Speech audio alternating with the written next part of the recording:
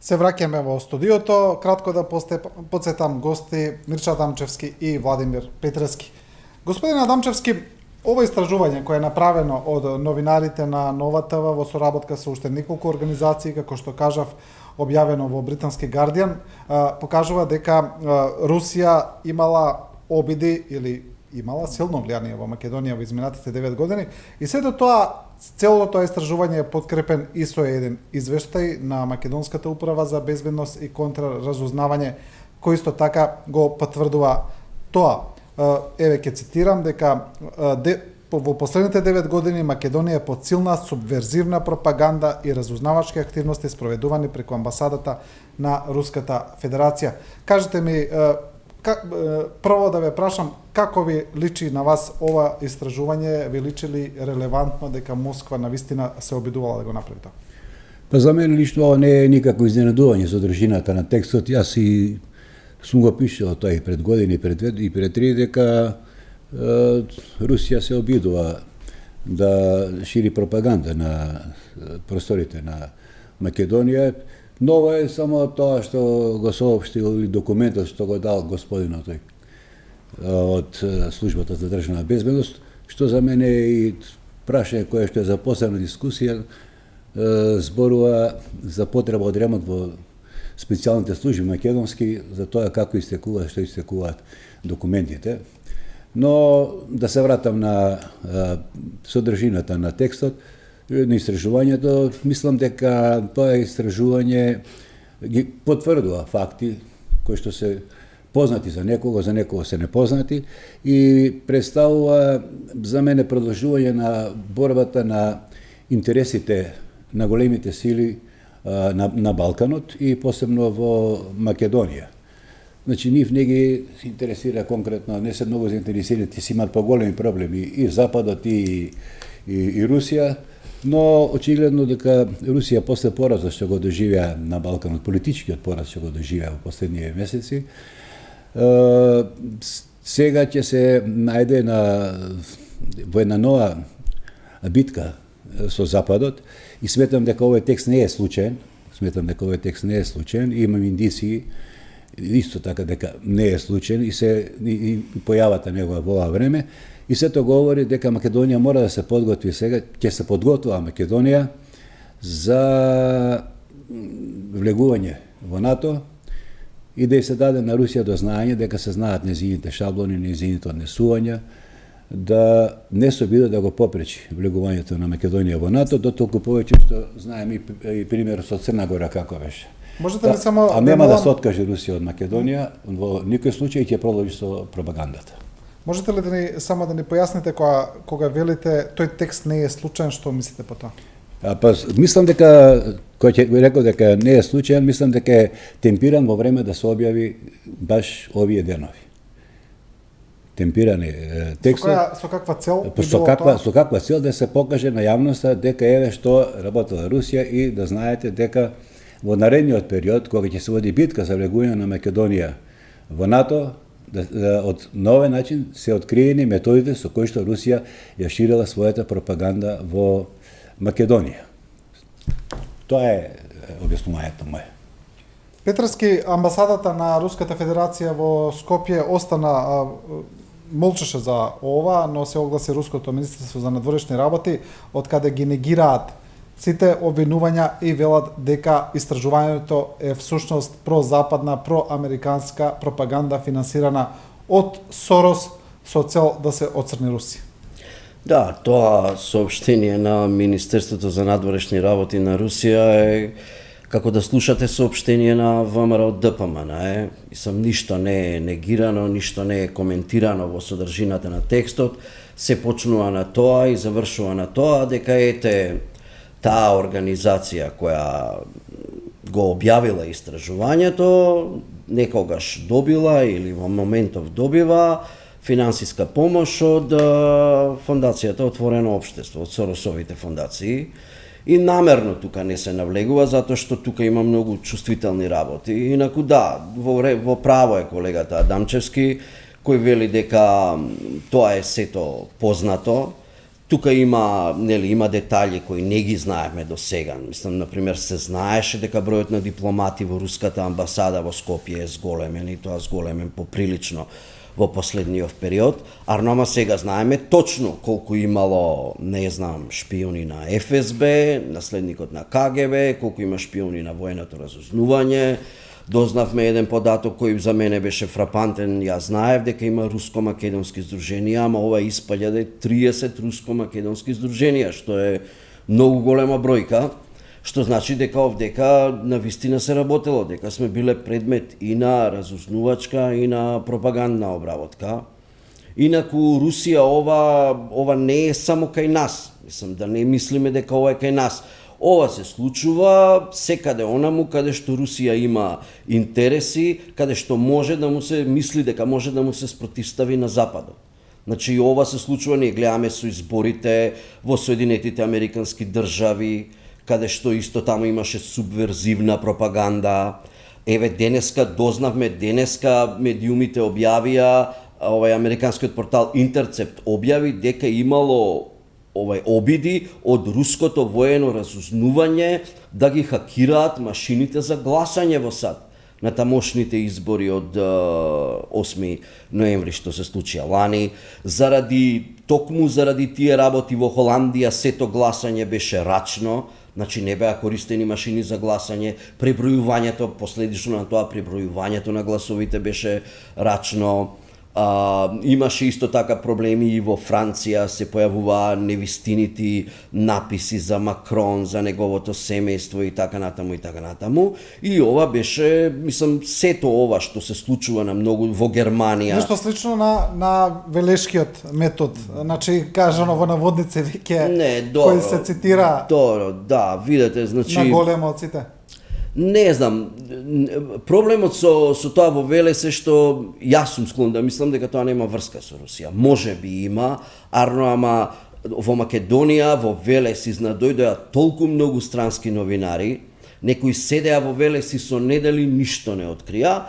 И има една таму приказна која што има многу логика за мене, дека таму има информатичка школа, дека таму имало некој професор кој тоа го објаснил. Мислам, такви начини на заработување на пари преку интернет постојат во разни области, такви сајтови не се измислени во Велес. Значи некој во Велес видел такви сајтови кои постојат во САД неколку години наназад веќе и ги копирал. Приказната се издигна на толку високо ниво што дури Хилари Клинтон пред некој ден кажа дека тие сајтови биле дека ги попречиле. Да, тие имаа влијание, како нема влијание. Например, имаше оваа вест не од велешките сајтови, арно мислам ја пренесоа и тие, ама потекна од еден таков сајт за лажни вести во САД. И, например, таа вест гласеше дека папата Френсис го поддржал Трамп. И стануваше збор за вест за која што се смета дека е видена 9 милиони пати. Значи во Соединетите Американски држави има голем број католици. Гласовите што ги добија Хилари Клинтон и председателот Доналд Трамп беа 53 милиони на 56 милиони. Така да 9 милиони луѓе да видат таква вест која е неточна комплетно, има големо влијание. И редица други вести, има истражувања кои ги имаме пренесено овде, кои покажуваат дека 20 најмногу споделувани вести на месец дена пред изборите биле лажни вести. Значи, многу поголем број лажни вести се споделувале пред изборите во САД отколку реални вести. Сета среќа, значи, што тоа овде во Македонија не се случи во текот на нашите избори, и затоа има две причини. Значи, пропагандата на Кремљ не може да си дозволи да спроведува такви операции на секаде. Значи, такви операции изискуваат пропагандни операции, таква субверзивна пропаганда, каква што ја нарекуваат нашите разузнавачки служби. Значи, таа изискува припреми, изискува познавање на јазици, така натаму и така натаму. Тоа е прво, а второ, нашите избори се случија веднаш после неуспешниот пуч во Црна Гора. И на пропагандата на Кремљ требаше известен период да се соземе. Таму во Русија имаше отпуштања на генерали, на, не знам, шпиони во нивните тамо директорати, разузнувачки, по тие нивните разузнувачки служби и беше и опасно малце, нели? Почна да се објавува во медиумите дека за тој пуч во Црна Гора можеби стои Кремљ и така натаму и они рекоа добро, дајте да држиме малце дистанца. Адамчевски, ова истражување вели во една од поентите дека руските активности почнуваат во Македонија најмногу се активираат од 2008 година, кога Македонија не успева да биде член од НАТО поради грчката блокада во Букурешт. Мислите ли дека единствената стратегија на Москва во регионот се разбира доколку е таква навистина, доколку Москва навистина се обидува тоа да го направи, е да ги спречи овие балкански држави да се приклучат на НАТО? Дали е тоа единствената руска цел, која реално Москва може да ја постигне? Значи, Русија го загуби Балканот политички уште во времето на Борис Елцин. Тоа не треба да сите да им јасно. Со доаѓањето на Путин на власт, дојде прокламација на нова политика кон Балканот. Економија и култура. И почна да се развиваат економски, да се потикнува развој на економијата, да се потикнува развојот на размена на културни добра, размена на разни културни институции. И сето тоа одеше добро. Меѓутоа, во одреден период, кога се виде дека НАТО веќе се навлегува, и особено Црна Гора, кога изјави дека ќе оди во НАТО, почна да се создава, да се раѓаат нови идеи. И лани во април, мислам дека беше април 2015 година, во Црна Гора има така наречена Ловчанска декларација, подпишана од представник на Единствена Русија, во Дечката партија во Русија и Демократската народна партија на Црна Гора, која што практично повикува создавање на некаква зона, неутрална, воена на Балканот и се повикуваат и другите земји и движења и партии од регионот да се приклучат кон таа Ловчанска декларација. И лани во Москва на конгресот на Единствена Русија, на партијата, беше подпишан тој документ под разни партии од Србија, кои што главно беа опозициони, проруски настроени, и од кај нас беше подпишан од господин Стојковиќ, представник на една од партиите на србите во Македонија. Да ви кажам право, бев многу збунет, човек од владеачката гарнитура, значи кој што беше тогаш коалиционен партнер на ВМРО-ДПМН, да токму така да подпишува таков документ. Кој му дал согласност? Дали знаеле ли ВМРО-ДПМН Груевски? Знаел ли председател дека ќе подпише нивниот коалиционен партнер таков документ? Мене не ми јасно. И таа идеја почна, значи, од Цетиња, Ловчанска декларација, па отиде во Москва на Конгресот, па од Конгресот почна да се зборува дека треба да се направи такво нешто, па потоа ја прифатија во Државната дума као документ, еве ќе правиме сега така наречен Б4, во кој што ќе влезат Сојуз на неутрални држави воени, во кој ќе влезат Црна Гора, Македонија, Босна и Херцеговина и Србија. Подосна еволуираше таа идеја и е заменик министер за надворешни работи, официјално даде изјава дека ја поддржува, иако Лавров недел дена претходно, кога го праша за тој документ и за идејата за Б4, рече, појма немам, дека допрво ќе разговарам за тоа. Па потоа Марија Захарова, портпаролот за печат, таа афирмираше, значи еволуираше од некој документ до државен став на Русија се формира тој сојуз на такви држави. Но еве во Македонија, ВМРО-ДПМН, која исто така се спомнува и во ова истражување, но се дава една конотација на таа партија дека оди во насока на тие проруски интереси, а од друга страна официјална Москва официјално ја брани ВМРО-ДПМН, тоа е сосема не е тајна. ВМРО-ДПМН секогаш формално вели дека тие не разгледуваат воопшто таква опција, велат дека единствена опција за Македонија е Европска Унија и НАТО. Сега, што мислите од што произлегува тој нивен став? Не, верувам дека е така. Верувам дека е така, затоа што тие не може да дадат контраставот на 80% од македонското население, кое на сите истражувања вели дека е за НАТО или за Европската Унија. Не може ВМРО да води своја политика, знае дека тие 80% утре други на избори нема да гласаат за него. во тој поглед. Во тој поглед. Нема да гласаат за него. И мислам дека, но, со едно око, сепак тие во овие ситуации, бидејќи така беше ситуацијата, се чувствуваа притиснати од Запад и еве, Запад не притиска, ама ние со едно око ќе намигнеме кон Русија. Тоа беше така, затоа беше така третирано. Мислам дека ни ВМРО ДПМН, па ни председателот, колку и да беа проруски во изјавите, мислам дека не би се согласиле, ако треба да се бира Русија или НАТО, би биле за НАТО. Добро, ама работите, јас мислам дека отидоа предалеку, колега Адамчевски, значи се чувствуваше кај ВМРО ДПМН една надвршна политика на така наречена стратешка амбивалентност. Значи, ние видовме, читаме по медиумите, видовме пропагандисти на поранешната владеачка партија како отворено се залагаат, го напаѓаат НАТО, ја напаѓаат Европската Унија, читаме како западните амбасадори се нарекуваат фашисти. Станува збор за до известно ниво. Потоа го гледаме премиерот како гостува кај нив. Да, гледаме и председателов, сега отиде орден да прими, значи, работите отидоа предалеку. Значи се говори за некои средби, кои што не ги знаеме, за некои одења во Москва, кои што не ги знаеме.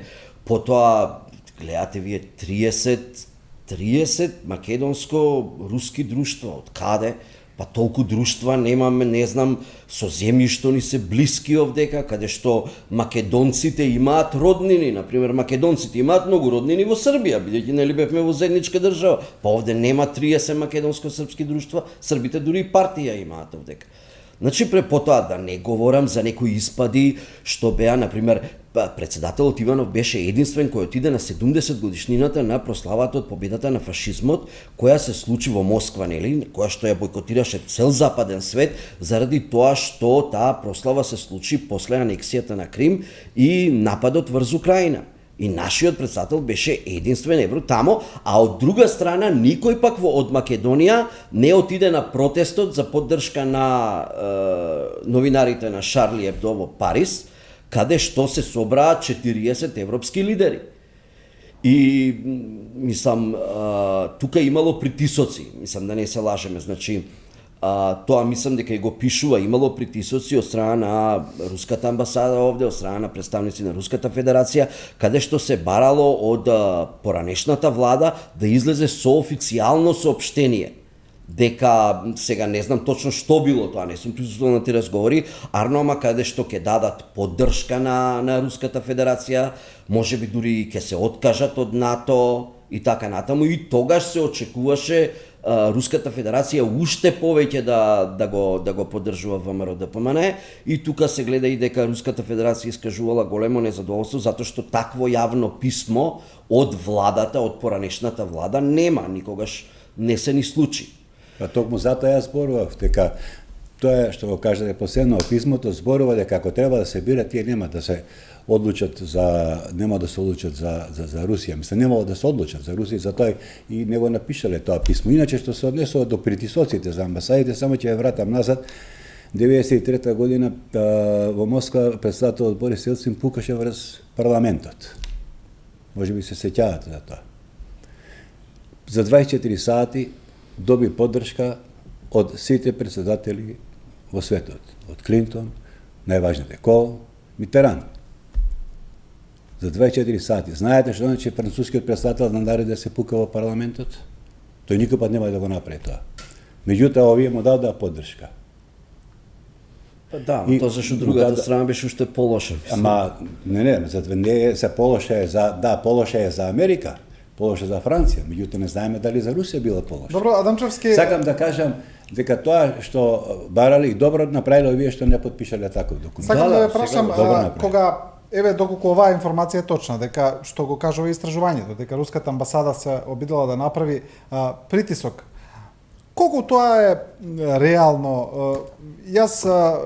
Јасно е дека Русија има една нова геостратешка амбиција, особено после Грузија, Украина, анексијата на Крим, интервенцијата во Сирија. Значи, Русија се обидува тие своји стратешки приоритети да ги прошири за разлика од порано, но колку навистина Русија има реална моќ да направи било што на Балканот, бидејќи еве конкретно Македонија е обкружена од НАТО членки, НАТО се уште има војска на Косово, значи на 50 километри од Скопје. Колку се реални тие руски проекции на моќ? Не се реални, затоа рекав, Русија доживеа политички пораз на Балканот. Доживеа и ќе доживеа допрв уште поголем политички пораз со низините амбиции да формира некоја Б4 или да не дозволи овие земји да влезат во НАТО. Тие беа со Црна Гора многу блиску соработуваа. Најголеми инвеститори беа во Црна Гора. Меѓутоа видите што се случи. И какви притисоци, допрва ќе има притисоци врз Црна Гора. Сега се во дипломатска војна. И уште и притисоци допрва ќе има уште поголеми. Македонија кај да е ќе влезе во НАТО. Дали под референцијата, најверојатно под референцијата, може би за прв период ќе влезе во НАТО.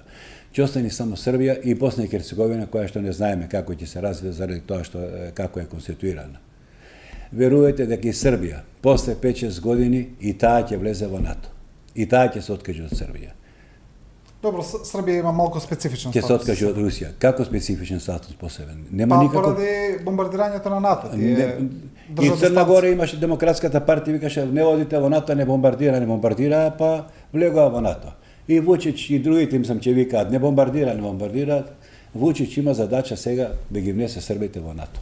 Да, за Вучич и за Србија ќе продолжи разговорот во контекст на Македонија, но мора да направиме повторно пауза. Имаме една кратка пауза за реклами и се враќаме во студиото брзо.